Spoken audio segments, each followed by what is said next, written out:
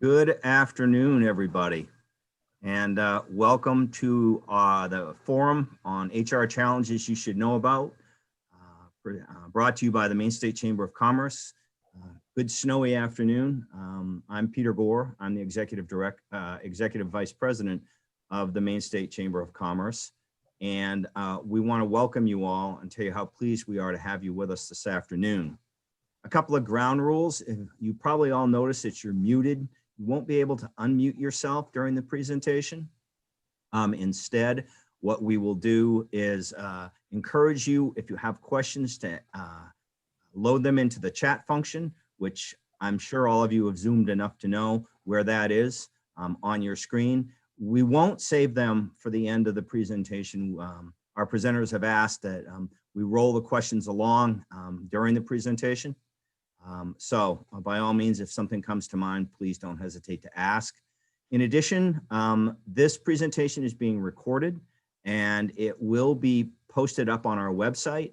I don't know if it'll be today, but probably by tomorrow at least, if you're interested in reviewing any of the information that's provided to you this afternoon. We do have some sponsors today. Our presenting sponsor is Eaton Peabody Attorneys at Law. And our webinar series sponsors are Bangor Savings Bank, Central Maine Power, MEMIC, Rudman Winchell, Delta Dental, and then we have supporting sponsors in the form of Cross Insurance, Norway Savings Bank, and ProSearch. So to all of them, thank you for supporting our efforts to bring you important and pertinent information about the workplace. Our presenters today are with the firm of Eaton Peabody. Sarah Newell represents employers in the private, nonprofit, and public sectors, and her practice is focused on labor and employment law. She assists clients with a broad range of policy issues, legal issues, including wage and hour, sexual harassment, FMLA, employee discipline and discharge, discrimination, whistleblower, collective bargaining, contract administration, labor arbitration, and other labor issues. In addition, we'll be joined by Rebecca LaPierre. She is an associate in Eaton Peabody's Employment and Labor Practice Group based in Bangor. Prior to that, she graduated magna cum laude from the University of Maine Law School in 2018, where she was the online editor of the Ocean and Coastal Law Journal and the president of the Student Bar Association. And with that, I'm going to hand it off to Rebecca, and we will start our presentation this afternoon. Thank you all very much.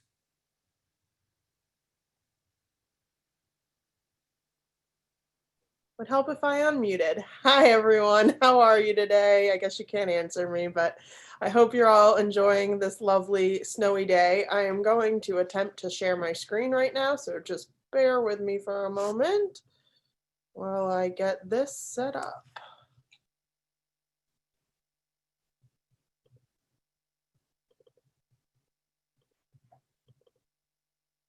Oops.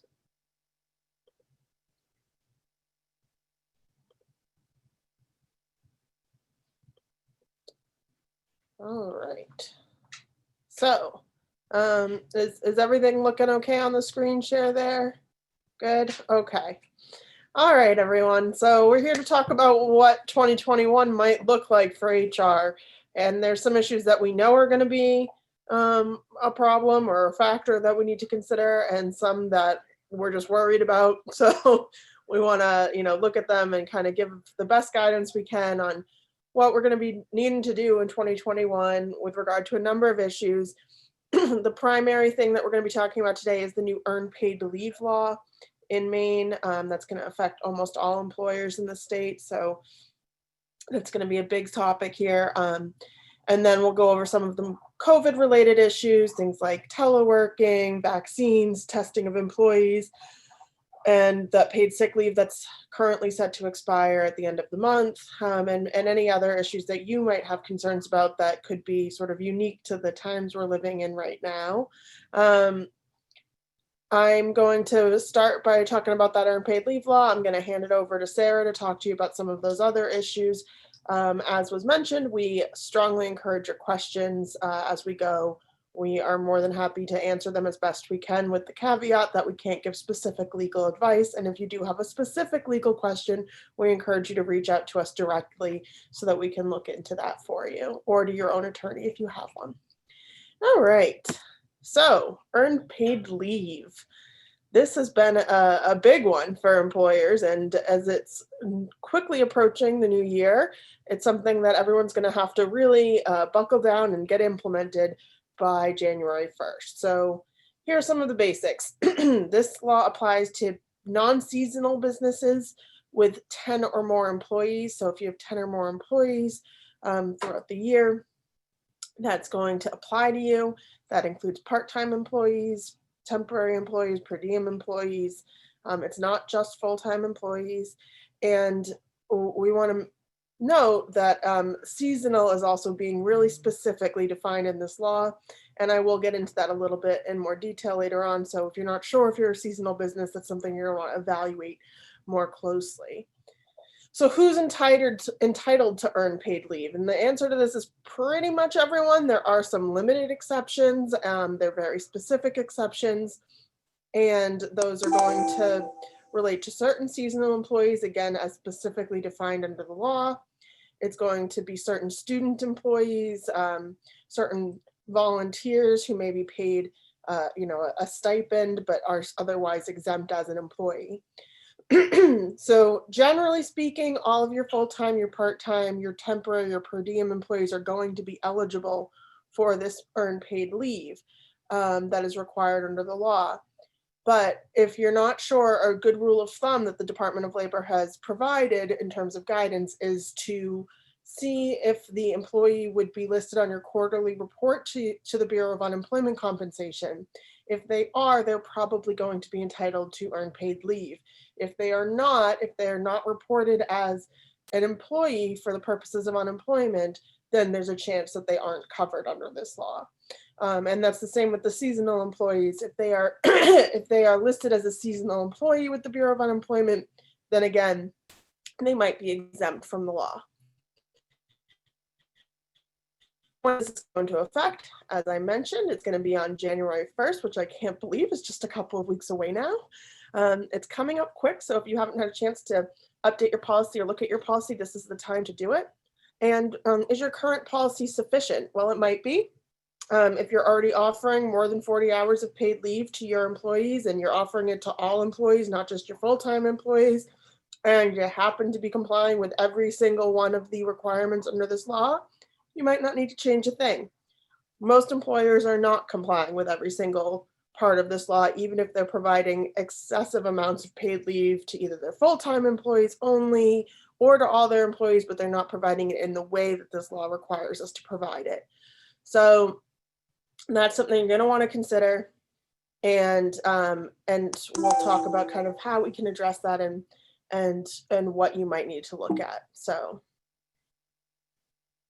as I mentioned, the seasonal exemption, that's been a big question to me. We have a lot of seasonal businesses here. So, we might get a visit from my dog. We are getting a visit from my dog. I'm sorry. The law is expressly exempting seasonal employees. Oh, sorry. From this leave provision. So, if you are a seasonal business, and as defined under the law, and you can go through this checklist of questions to determine if your employee should be exempt as a seasonal employee. So you're going to want to first go through, are you a business, or is your business an employer under the law? If no, you're not going to have to pay unpaid leave. You probably are a business employer under the law, so that's usually going to be a yes. Does the business employ more than 10 employees for more than 120 total days in the year? So that doesn't mean 120 days straight across the board. It could be, 30 days here and 30 days a few months later. Over the course of the year, do you employ more than 10 employees for at least 120 days?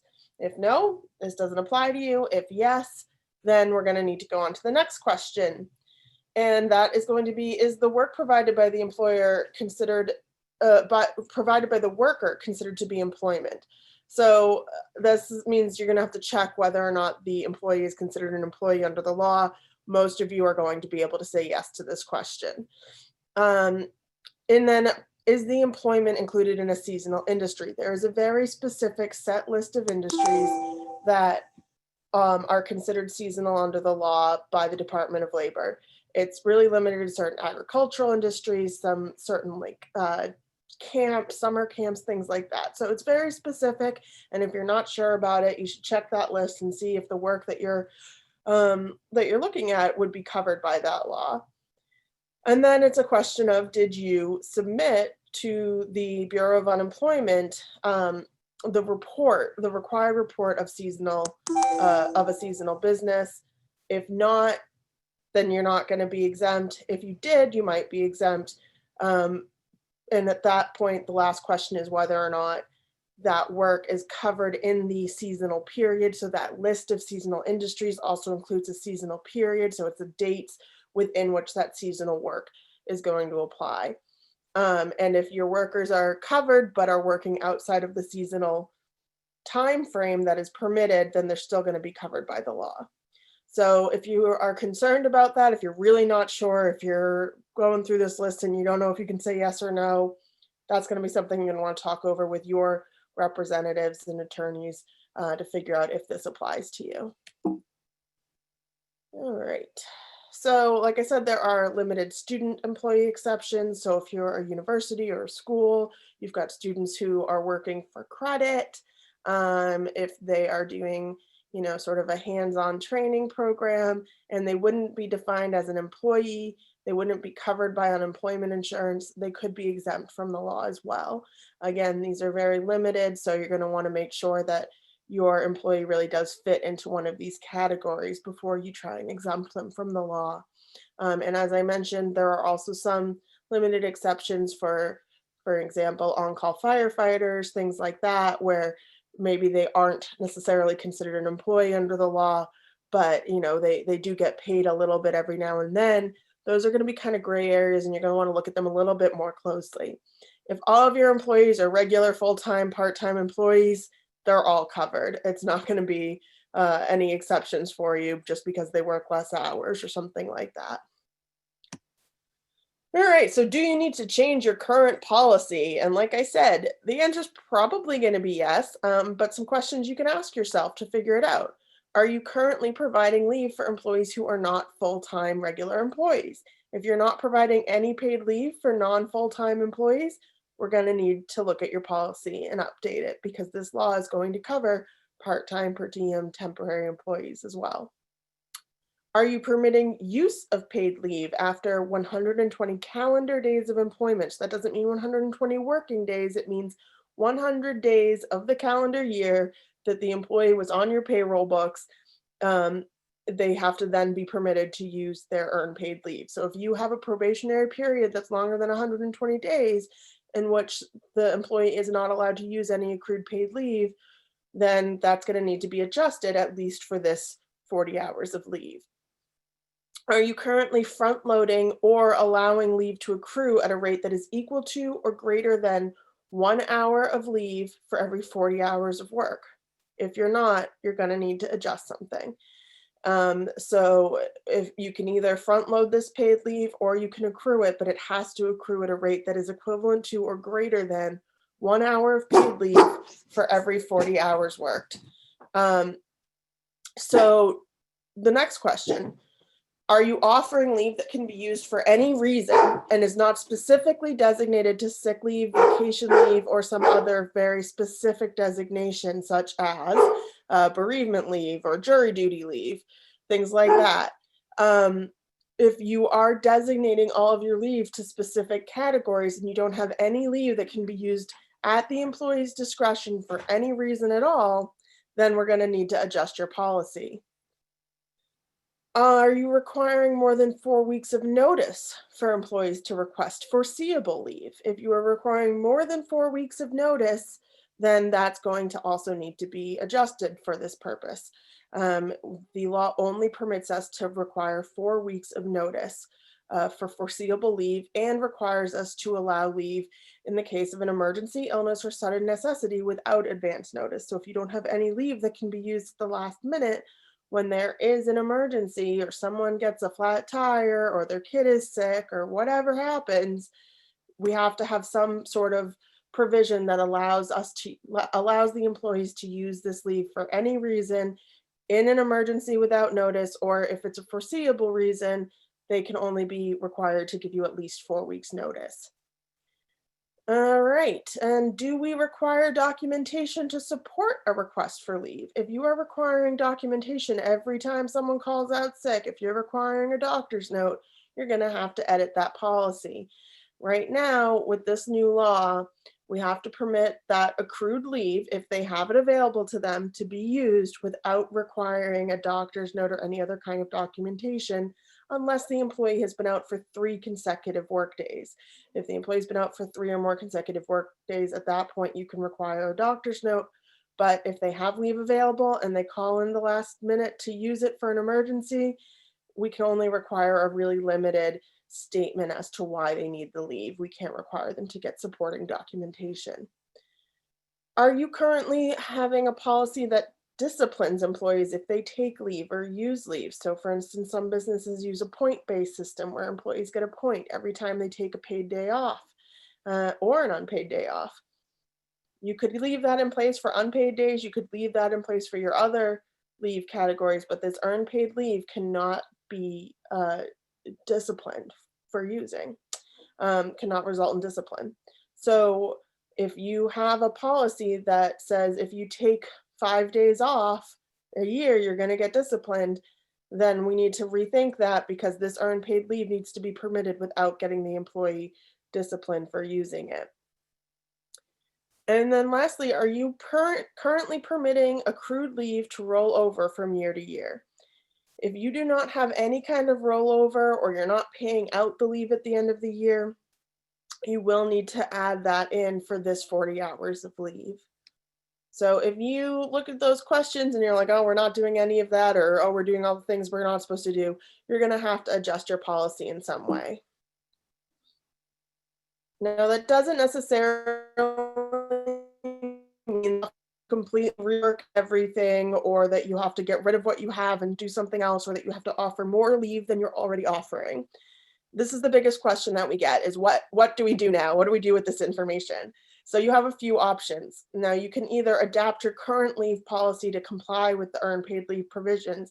For a lot of businesses, that is an impractical choice. It means a lot of changes to your current policy, or you're offering so much leave already that if people were able to use it for emergencies without question every single time they wanted to take a day off, they'd never come into work. So for a lot of businesses, that's not really a great option. For some businesses, it's a good option. Maybe you only have to adjust your accrual rate, or maybe you only have to adjust your rollover plan. In that case, it's going to be a nice simple fix, and you can just edit to say, now this leave is permitted for all employees, not just full-time employees, or now this leave is accruing at a faster rate than it was before. If that's not going to work for you, if you have a more complicated policy, then one of these other options might be a better plan for you. So you could adapt a portion of your current leave, i.e., you could change your sick leave policy to comply, but leave your vacation policy alone. That might be a good option for some employers as well. A third option is that you could just create a new category of leave that is completely compliant with the law for 40 hours of the required amount of leave per year, and keep your current policies completely untouched and in place and not change them at all. But you would be then adding potentially 40 hours of leave per year for your employees to have as paid leave. And if that's something that you're comfortable doing, that's an easy way to do this too. You just leave everything else alone. You add a new section of leave, of paid time off, earned paid leave, whatever you want to call it, that can be used for any reason and is in compliance with the law. And the final choice, which is what we've seen a lot of employers doing here, is you add a new category of leave, like I just mentioned, that complies with this law, but you reduce the amount of leave that you were offering in another category. So a lot of employers have found this is the easiest way to do this. you maybe reduce your vacation time by 40 hours or reduce your sick time by 40 hours a year, and you move that 40 hours of paid leave so the employees aren't losing anything, you just move it over to a new category of leave that's compliant with this law.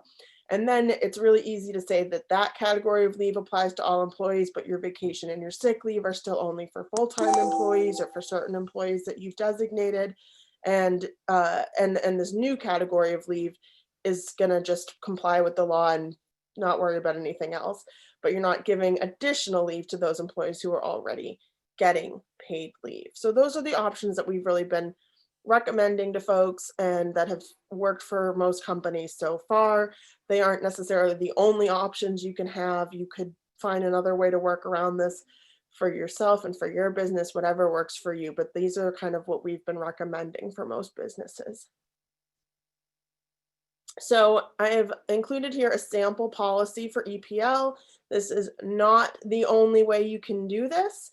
This is not the required way to do this. Some parts of this sample policy are mandatory under the law. Some parts are just what I've recommended, maybe work the best or seem to be the easiest way to apply this. So for example, we'll walk you through this and kind of give you an idea of why we did the things that we did here. So to start, we have non-exempt and exempt employees are slightly different. The way that they're paid, the amount that they're paid is going to be different. The way they accrue is going to be different. So here I have all eligible non-exempt employees are going to accrue earned paid leave at the rate of 1 hour of paid leave for every 40 hours worked. Employees who work fewer than 40 hours per pay period will accrue EPL at an equivalent prorated rate.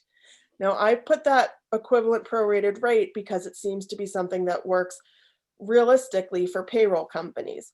The law only requires that the leave be accrued every 40 hours worked. So in theory, you could have part-time employees who don't accrue their leave until they have completed 40 hours of work. A lot of businesses would rather just have their payroll be consistent in every pay period. However much should have accrued would be included into the accrual rate. But this is going to be a business decision that you might want to make. For exempt employees, the law is going to assume that they are working 40 hours per week unless you are actually tracking their time. There are some exceptions for that. So for instance, if you're a university and you have adjunct professors, they do have some differences for individuals like that, or per diem employees, in terms of figuring out how to accrue their pay if they aren't really on a regular schedule, or they aren't paid hourly, but they're also not working a regular 40 hours per week like your average salaried employee. So the easiest way, though, if you're not tracking your salaried employees' time, is the law is requiring us to basically say that we just assume they work 40 hours a week. You give them that 1 hour of accrued leave every week. So that's what we have here in our sample. The earned paid leave is going to begin to accrue on January 1st or at the start of employment, whichever comes later. So if you have employees who are currently employed, they're going to start accruing as soon as January 1 rolls around. If you have employees who start after January 1st, they're going to start accruing the day they start working. And it's worth noting that they don't have to be permitted to use their leave as soon as it accrues necessarily if they are a new employee. But if they are a current employee who's already been employed for over 120 days, they will be permitted to use that leave right away. And all employees must begin accruing either on January 1st or when they start working. So like I said, the employees may begin to use their earned leave either on January 1st when it starts to accrue if they've already been employed for 120 days, or after 120 days of employment, whichever comes later. So if you have an employee that's already been working for you for over 120 days, when January 1st rolls around, they're going to start accruing on January 1st, and they're going to be able to use it as soon as it accrues. If you have employees who have not been working for you for 120 days, they're going to start accruing it the moment they start working, or on January 1st, if they're already working, but they don't have to be permitted to use it until 120 days have elapsed. All right, next thing. This is the important one. The leave. Becca, before you move on to the next thing, can I just, there was a question in the chat, so let me just read it for you. I know sometimes when you're sharing screen, it's hard to get to the chat piece. So I will pull it up right now. So the question is, if you are an employer who is in a situation where you have, so this person has like 7 to 8 employees who are caregivers, and every so often a caregiver leaves and those employees are replaced by other employees. So over the course of a year, that employer might have 10 or more distinct employees, but at any given time, they only have 7 to 8 employees working for them. Would they be covered in the law, and how would you calculate that? So I don't think that there's a clear regulation that has addressed this so far that I'm aware of.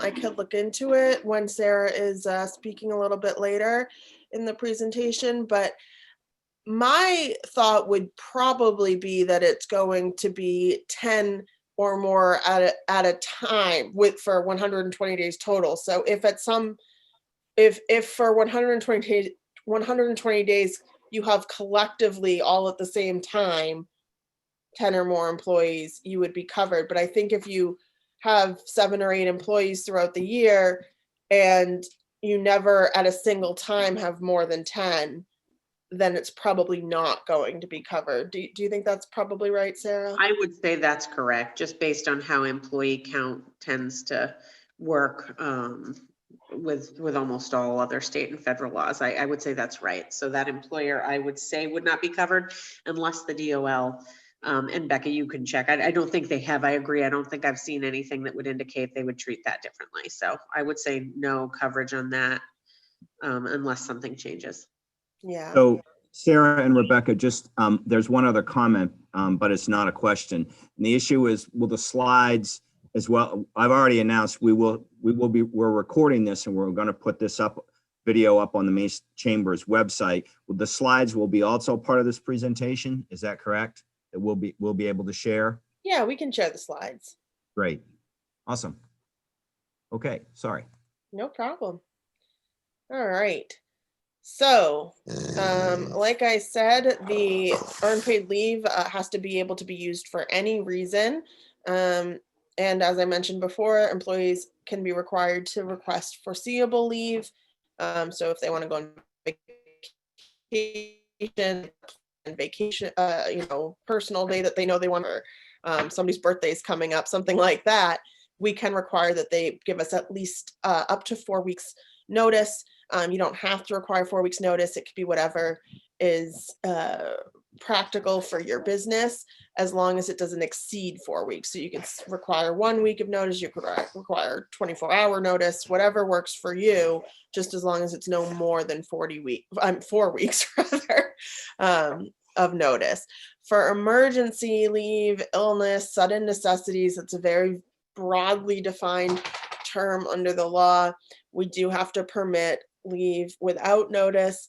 The notice that we can require would be as soon as practicable, or as soon as it's feasible, is the language that is used in the regulations.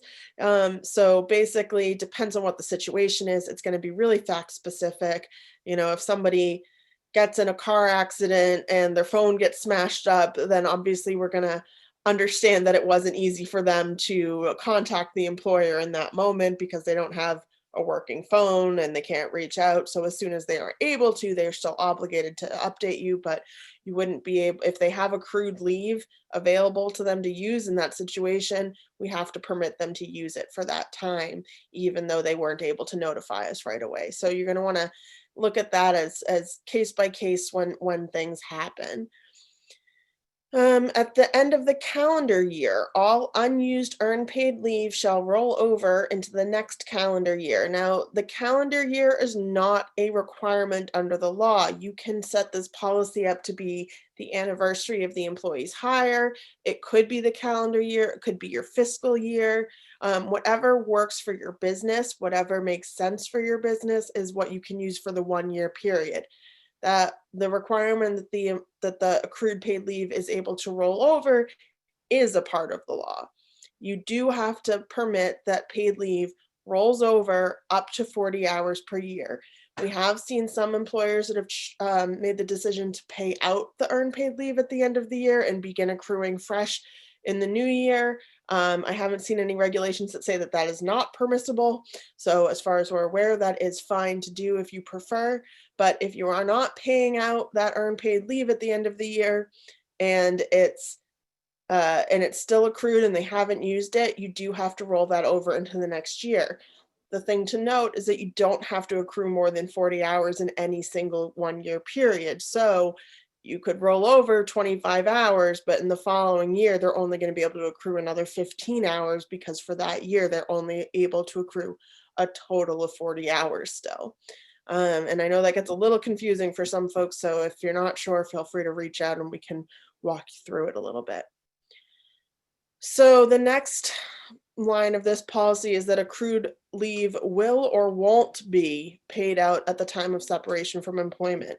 The Department of Labor has linked the payout to whatever your vacation plan says. So if your vacation policy is to pay out unused vacation time at the end of the year, then you will have to pay out, or not at the end of the year, I'm sorry, at the time of separation from employment, then you will have to pay out earned paid leave at the time of separation from employment. So if you don't have a policy on your vacation time, you're going to want to look to what your practice is. Have you traditionally offered that earned paid leave or that vacation leave paid out at the end of the year? Or have you traditionally not paid out that vacation leave when someone leaves employment? So sorry, I'm mixing. Winston, sit. I'm sorry. I am. When you're separating from employment, the earned paid leave must be paid out if your vacation leave is paid out. If you don't pay out vacation leave, you don't have to pay out earned paid leave. It would be your choice if you want to, and you're going to want to make sure it's clear in your policy, because if the policies are silent, you may end up having to pay that out when you didn't mean to. Requests for foreseeable leave may be denied in the event that permitting leave would result in undue hardship. You're going to want to make sure you have some language in there about that. The undue hardship is a standard set in the law. So you can't just say no to the request for leave because you think it's a stupid reason to take leave, or because you don't like that employee, which could potentially be discriminatory anyhow. So what we want to make sure we're doing is only denying foreseeable leave requests if it's an undue hardship. There is a definition of what the undue hardship would mean. So we're going to want to make sure that we keep that in consideration. And I've got a very grumbly dog today. I'm sorry. I don't know what's up with him. Hey, Rebecca and Sarah, I have a question that's been asked, actually a couple of questions that have been asked in chat. First one is, my question is, we are a corporation with 5 employees. We have a separate subsidiary corporation with 10 employees, separate payroll, etc. Is my present corporation exempt from EPL, but my subsidiary corporation, I think they meant to say not, but it also may be, is my subsidiary corporation also exempt? So I think the question is going to probably, I don't recall seeing any of this addressed in the regulations. Rebecca may, I think she went to take care of her dog, but when she comes back, she can correct me if I'm wrong on that. I think the question may come down to if we get down the road on it, will come down to a similar question that we look at with regard to like the FLSA or FMLA. As to whether you're really one employer for that purpose. And that test is called different things under those different laws. But what it really comes down to is whether you have common ownership of the companies and whether you have common HR function for those companies. And it sounds like in this case, there may be common ownership, but not common HR function. They're separate payrolls, they're separately operated, and as long as there isn't an HR function, that those HR functions are separate. So it may be that the case can be made that they're separate companies and that the employer with 5 is not. But if there is some integration between those two companies, I think you're probably going to be looking at an integrated employer. And Becca, I don't know if you have different thoughts on that. So Looks like I've got two other questions. Can the accrual begin/end with the anniversary date, or does it have to be the calendar year? And along that vein, the second question is, can we change our policy in 2021 from a front load to a carryover? So the first question's on accrual, anniversary date versus calendar year, and the second, changing your policy from a front load to a carryover. okay. And Becca, okay, good, you're there. I didn't want to jump in and answer all your questions, so go ahead.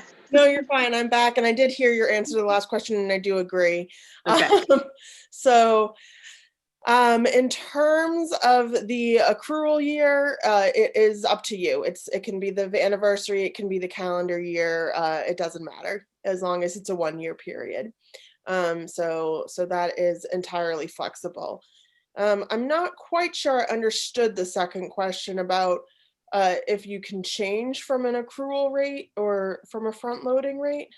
Right now, apparently, they front load. It sounds like they front load theirs. They want to know if they can do a carryover. I'm not sure I completely understand that one either. Yeah. Yeah, So I mean, it sounds to me like the question really is, if you're front loading all your vacation right now or your PTO or whatever it is, can you change to an accrual system? And yes, I mean, or vice versa. I mean, I think you have the authority to change your policies, as you want, provided they comply with the new law. yeah, that's right. And that's if you're talking about instead of front loading at the end of the year, you want to start accruing and then have that roll over each year, you can do that.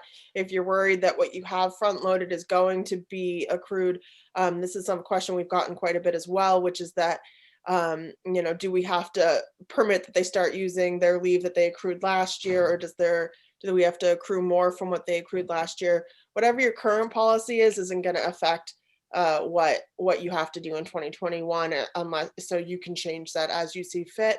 And I would just keep in mind that employees are very sensitive to their paid time off, so just be careful about how you communicate any changes, and make sure that the employees understand that they aren't losing anything, or if you are reducing the leave that they have currently to account for what they're going to be accruing in the new year. You're just going to want to make sure that that's clear to them what exactly what is happening. So the rate. Oh, go ahead. No, go ahead. I was just say we have about 20 minutes left. We can go a little longer if folks want to. Go ahead. Okay, I can go through this pretty quickly. So exempt employees are going to be paid the rate of pay that is equivalent to their salary, prorated into an hourly rate. So whatever it is divided by 40 hours is what they're going to be paid. Non-exempt employees, you are going to have to figure out what their rate of pay is pursuant to the FLSA. If you have a straight hourly rate and it never changes, they never get bonuses, nothing like that. It's probably going to be pretty easy to figure out. If you have commissioned employees or tipped employees, per diem employees, those kind of folks, you're going to want to look at it a little bit more closely. So that's, again, something that you can talk to with your payroll company, or you can talk with your attorneys to figure out which rate of pay applies to what employees. All right, so some common questions that I've been getting. What about union employees? Current union contracts will stay the same as they currently are until it's time to renegotiate. So if you have a collective bargaining agreement, that doesn't need to be changed right now, as long as it's in place before January 1st. And as soon as it expires and is renegotiated, then it would need to comply with the law. You have to pay out EPL upon termination. As I mentioned before, it's going to be tied to your vacation policy. So if you have a vacation paid out termination, then you will need to pay out earned paid leave at termination as well. If you do not pay out your vacation policy or your vacation time that's unused at termination, you don't have to pay out your earned paid leave at the time of termination either. But you do want to be clear in your policy, because a silent policy can lead to unwanted results. If an employee is terminated from employment, sorry for the typo there, before 120 days have gone by, what happens then? They will still need to be paid out that unemployment if that is your policy. So even if they don't finish their 120 days in which they could use their accrued leave, they will have to still be paid that accrued leave when they leave, if that's your policy. If your policy is not to pay out accrued leave, that's fine, but you do need to hold on to that accrued leave in case the employee comes back to work for you within 1 calendar year. So say somebody quits in September and they've got a few hours of accrued leave, you don't pay that out, then they come back to work for you a few months later, they still get that accrued leave that they'd already accumulated before they left employment. When can you deny a request for leave? If it's an undue hardship on the business, again, that's going to be very specifically defined in the law. If you're not sure, check with your attorney, but usually it's going to be something like that you just financially can't afford to have them be out of work, or you would have absolutely no one on staff, so you can't have somebody take leave that week. Too many people have already asked for it off, that kind of thing, and you're not going to have anybody available. That also goes into our next question, which is what if you have a busy season or certain days of the year and it's really just impossible for you to allow leave during that period of time? You can restrict those periods of time under the law. You still need to permit emergency leave. So if there is an actual emergency during that period that you would normally restrict leave, and the person has accrued leave available, they'll need to be allowed to use it. But if it's, they want to take a vacation for a week and it's your busy season, you can put in your policy that we have this busy season, that we will not accept requests for earned paid leave for that period due to it being a busy season. And that's only going to apply to those foreseeable reasons for leave. Can you front load the earned paid leave at the beginning of the year? Absolutely. The DOL has no problem with you offering the leave up front rather than accruing it. But you either need to front load it or accrue it at the minimum rate. What about salaried exempt employees who don't track their time? I mentioned this earlier. They are assumed to work 40 hours per week, so they're going to accrue 1 hour of earned paid leave per week unless you track their time. And then do we have to base our policy on the calendar year? I've mentioned this. We've had some questions. No, you don't. You can base your policy on their anniversary year, your calendar year, your fiscal year, whatever works for you, as long as it is a 1-year period. Some other helpful notes, like I said, there's a definition for undue hardship here, significant impact on the operation of the business or significant expenses. So you're going to need to make sure that it's going to be fact specific. So what is your situation and why is it that you need to deny that leave request? Requiring the use of earned paid leave. If an employee has accrued leave, we can require that they use it if they take a planned absence, or if they have an emergency. We cannot require that they use it for the business's purposes. So if the business needs to close down for a day, we can't require that the employee use the earned paid leave for the day that the business closed down. If the employee wants to, and they request to, then that's fine, but we can't require it. We also need to permit that leave be used in 1 hour increments at a minimum. You don't have to permit smaller increments, so you don't have to permit earned paid leave for 25 minutes if they're running late, but you do have to permit 1 hour increments at a minimum. The accrual rates is a minimum standard, so you can accrue faster, you can accrue more, but this is the minimum that you must allow employees to accrue. And again, employees may not be disciplined for appropriately using EPL. However, they can be disciplined if they use more than they have available to them, or they're not complying with your notice requirements. There's a poster that you are required to have. A lot of folks are working from home right now, so the DOL has clarified that you can put this poster on your intranet. I assume it's usually probably going to be okay to email it to everyone if you don't have an intranet, but just make sure that employees have this notice poster. Make sure if you have any employees who are physically on your work site that you have this poster posted in a easily visible location. So COVID-19 concerns, and this is going to move right on over to Sarah. It's always everyone's favorite topic. She doesn't have a lot of slides here, but kind of bulleted points. And Sarah, I'll hand it over to you. Okay. I don't know if all of you know, but there is a pandemic. It's called COVID-19. I'm just kidding, obviously. I was really tempted. I didn't know what joke to open with. I decided to go with that one. I was gonna make some jokes about Rebecca's dog because I was thrilled to see Winston get engaged, because on my end, if we have interruptions, it will be for my children and it will mean Santa's not coming this year. So I'm just kidding. Obviously, I would never take Santa away. So I just wanted to talk about a couple of other things that have come up, and I will try to go through them quickly. The first is, many of you, and I know because I saw the list, I see a lot of friends out there, so I'm really happy to see so many folks on this call. Many of you are dealing right now with the paid sick leave and the expanded FMLA that employees have been eligible for. And that is currently set to expire on December 31st, 2020. The current stimulus bill that is in negotiation right now at the federal level may extend or change those laws if passed. So you'll see information from us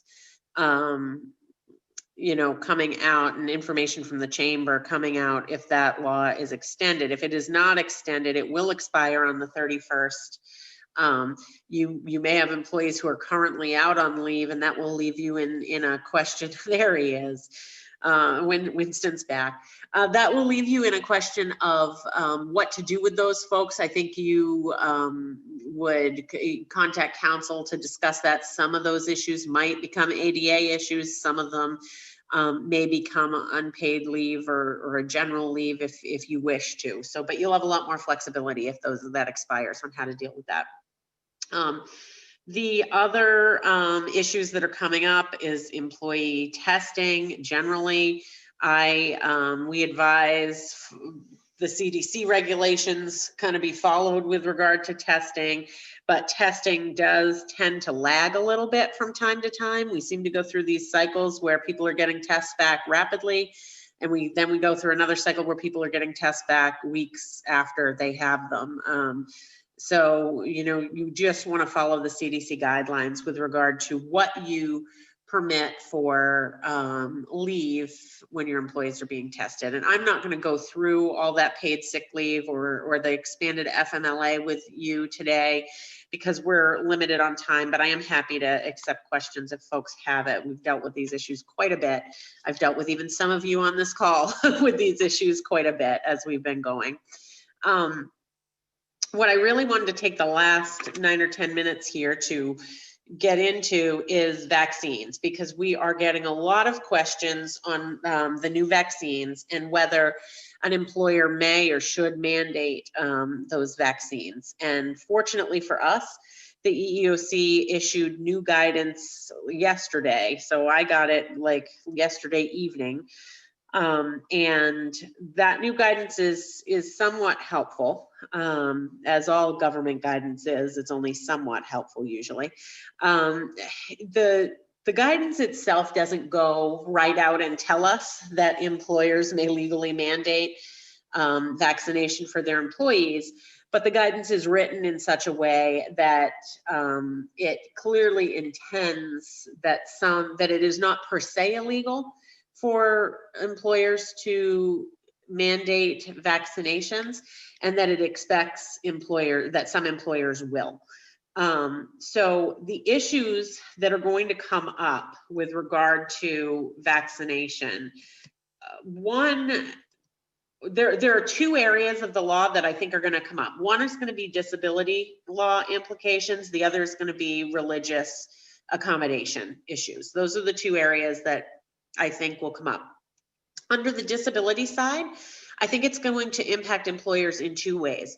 One is going to be with regard to medical examinations and medical questions. Under the law, employers cannot ask employees medically related questions unless there's a business necessity for that and they're engaged generally in the accommodation process.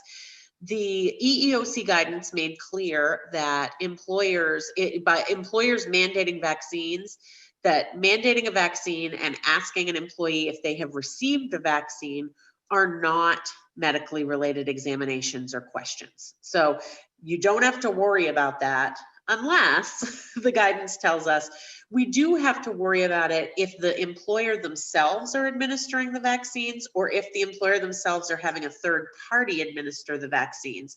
Because if that is the case, the employer or the third party will be asking employees to answer pre-vaccination questions. And so if the employer themselves are handling that issue, they may ask questions about health history. They may ask questions about, have you had allergic reactions to these? Are you pregnant? Are you this or that? So you have to be mindful of that situation. From my experience, I don't generally encounter a lot of employers that are doing vaccination on their own, with the swine flu, with the flu. Only large medical employers, I find, do that. There are some employers whose insurance companies have a vaccination program and come into the workplace to do that. So you'll want to be mindful of that. And in those cases, if you're asking those questions as a part of the vaccination screening, then the EEOC tells us that those inquiries are going to have to be job related and consistent with business necessity. And so we're going to then have to make the case that having the vaccine administered in that way is consistent with business necessity and related to those employees' jobs. Otherwise, if you're just telling employees, go get vaccinated somewhere, and then come back and tell us that you've been vaccinated or show proof of vaccination, those aren't going to be medical questions. The one thing that I would say is you want to be careful, because if you have a program where you're just having employees come back and tell you whether they've been vaccinated or not, or to provide proof, those are not disability related questions. But if an employee says, no, I didn't get vaccinated, asking the employee why they didn't get vaccinated is a medical question. So, you are asking an employee a medical question there. So then you have to, again, ensure that you've asked that question because it's job related and consistent with business necessity, and that you're going to be making that evaluation, that knowing that the employee is vaccinated is necessary and consistent with your business necessity. Can you reward employees for having done the vaccination? I see one of the questions. So that's a good question. The problem that I can see that might occur with that question is you may have employees who are, because of a disability, unable to receive the vaccination, or because they can have a religious accommodation, are unable to receive the vaccination. So I don't know that you would want to forestall those employees from also being rewarded. I assume that what you're thinking of is like a bonus when the employee gets the vaccination, or maybe you're thinking a bonus sick day or bonus day off or something. So I think I'd want to be a little bit careful with that, and either not do it, or if you do it, ensure that you're not, that you don't keep employees who couldn't receive it for a certain reason from getting it. But that leaves you open to this whole question too. If you're not making it mandatory, but you're saying we're going to give you this reward for it, you still don't want to ask people, why didn't you get the vaccination? So I'd think carefully about that. There's nothing in the guidance about that. But you'd probably think carefully about it, or talk with counsel about it and exactly how you're going to set up the program. So the other area that is going to come up, and I know I only have a few minutes here, so Peter, feel free to cut me off. I'm super obsessed with time, so I always notice what the time is. But feel free to cut me off if you feel like we need to end this. No, we still have a pretty full house, so keep going. Okay, perfect. I will keep going. So the other area that this is going to come up is, if you do mandate vaccines, what are you going to do when you have an individual say, I can't receive a vaccine because I have a disability, or I'm pregnant, or I have, for religious reasons, can't receive the vaccine. So on the disability and pregnancy side, the question is then going to come down to, is it job related and consistent with business necessity for that employee to get that vaccine. So what that means is you would have to have a reasonable belief based on objective evidence. So not Facebook posts. I'm just kidding. I know you don't base your decisions on Facebook posts. It's really hard to joke in Zoom sessions because I can't see if they're, landing or not. But the EEOC says, Sarah. perfect.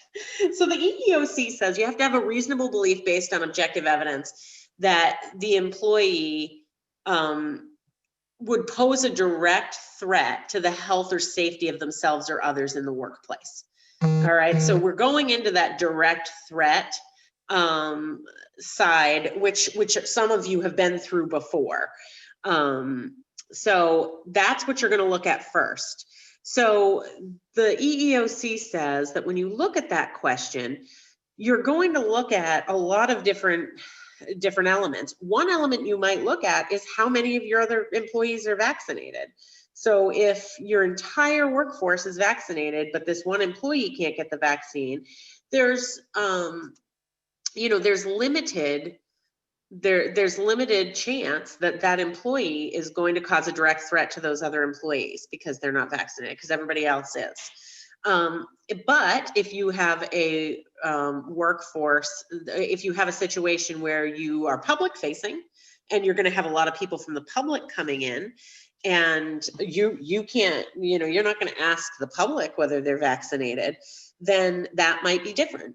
There might be a business necessity for having that employee vaccinated because they see, 20 customers every day, 40 customers every day.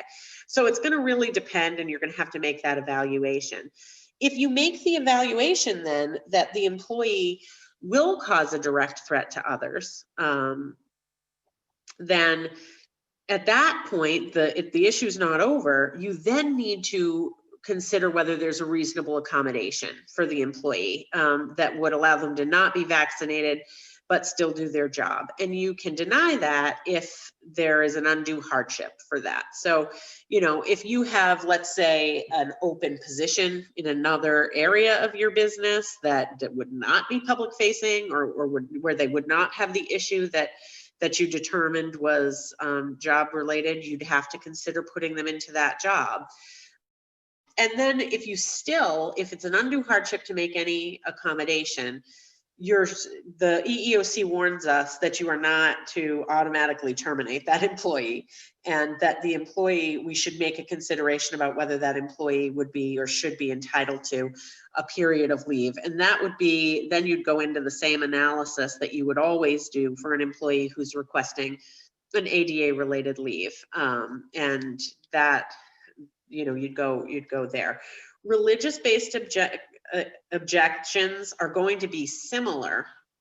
So if an employee says, my religion, I have a sincerely held religious belief that prevents me from being vaccinated, we would make an accommodation for that employee. We don't have to go through, excuse me, we don't have to go through that business necessity analysis, but we have to determine whether accommodating them to either not be vaccinated or to work in some other way would be an undue hardship.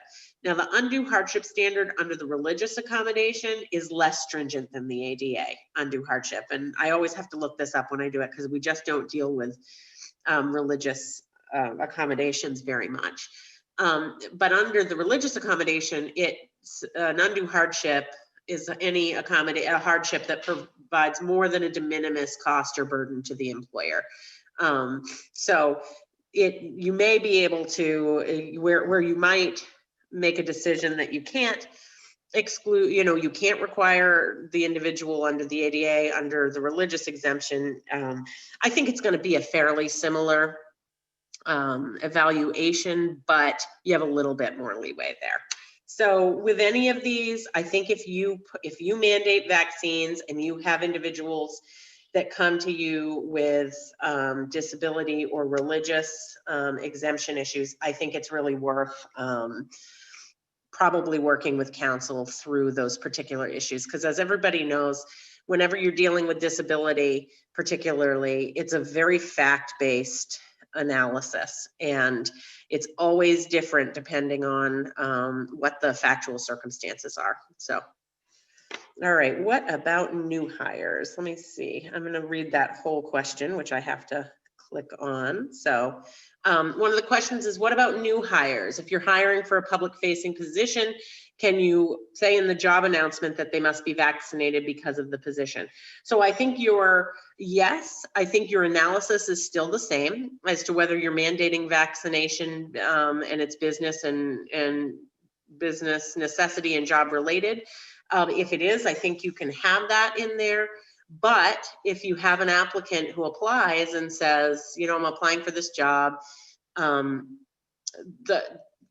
you're not going to specifically say to the applicant, do you have a disability that, you know, keeps you from being vaccinated?